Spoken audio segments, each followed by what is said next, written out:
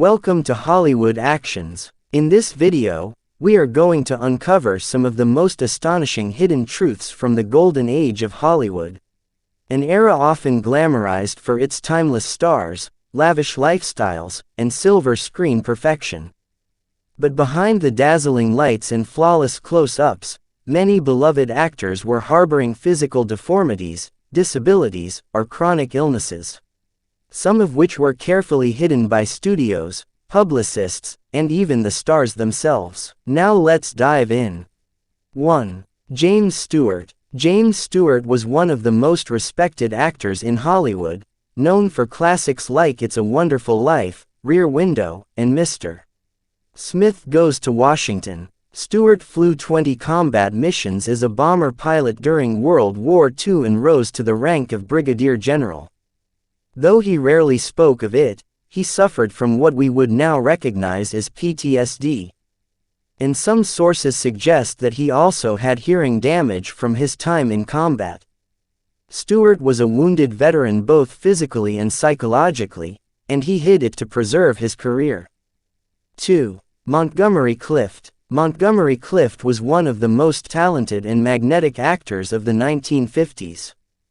With his brooding good looks and intense acting style, Clift was a heartthrob, until a tragic car accident in 1956 nearly ended his life and career.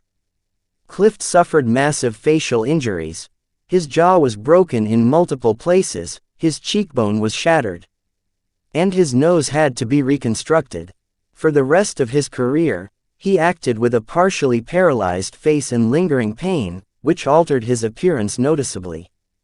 3. Peter Lorre. Peter Lorre, best known for M and the Maltese Falcon, had a distinctive look and voice that made him a favorite for offbeat and villainous roles.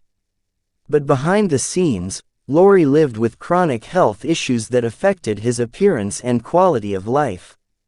Lorre struggled with narcolepsy, a neurological disorder that causes sudden sleep attacks, and also battled drug dependency, particularly to morphine, which was initially prescribed for his chronic pain and insomnia. His eyes, often a focal point in his roles, gave him a mysterious and intense look. 4. Jean Arthur. Jean Arthur, the beloved actress from Mr. Deeds Goes to Town and Mr. Smith Goes to Washington, was known for her unique voice and girl next door charm.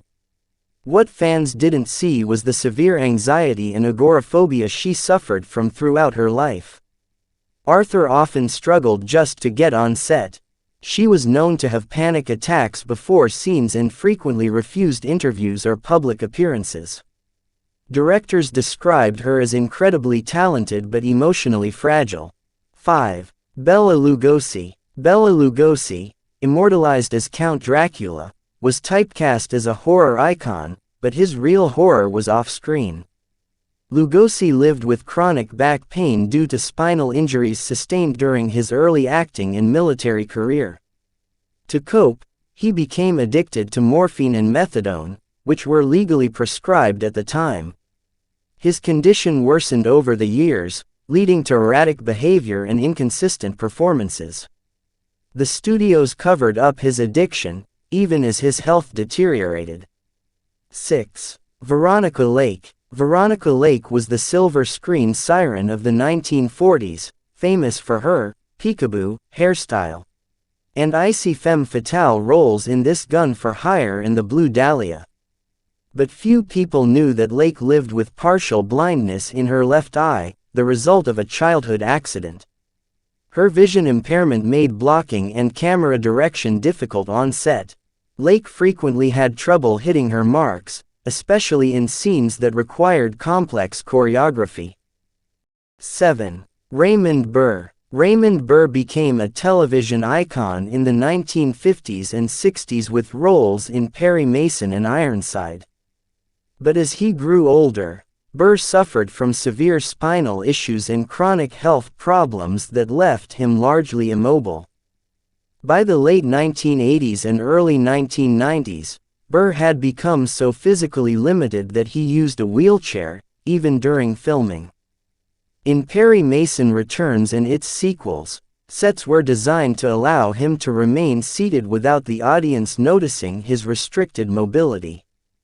8. Francis Farmer. Francis Farmer had classic beauty, immense talent, and a rebellious spirit, all of which clashed with the Hollywood system.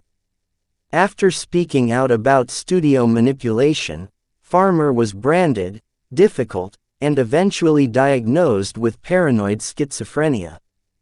In the 1940s, she was institutionalized for years. During that time, she endured horrifying treatments, including electroshock therapy, forced isolation. 9. Lionel Barrymore. The elder statesman of the legendary Barrymore family, Lionel Barrymore was beloved for his roles in It's a Wonderful Life and Key Largo. But by the 1930s, Barrymore was crippled by arthritis, leaving him permanently wheelchair-bound.